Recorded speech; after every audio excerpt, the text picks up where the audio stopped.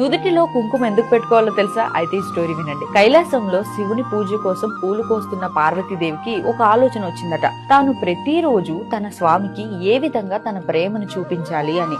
స్వామి తన వైపు చూసినప్పుడల్లా తన ప్రేమ తెలియజేయాలన్న ఉద్దేశంతో కొంత కుంకుమను తీసి నుదుటిన దిద్దుకుంటుందట. అయితే ఒకరోజు గమనించిన శివుడు ఒకరోజు పార్వతీదేవిని అడుగుతాడు, దేవి, నీవు ఈ కుంకుమని నుదుటిన ఎందుకు ధరిస్తున్నావు అని.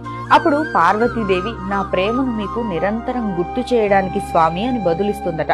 అప్పుడు శివుడు ఆ ప్రేమకి పరవశించి, ఏ స్త్రీ అయితే తన భర్త ప్రేమని తెలపడానికి ఈ కుంకుమ ధరిస్తుందో ఆ భర్తకి సంతోషంతో ఆయుష్ పెరుగుతుంది అంటాడు.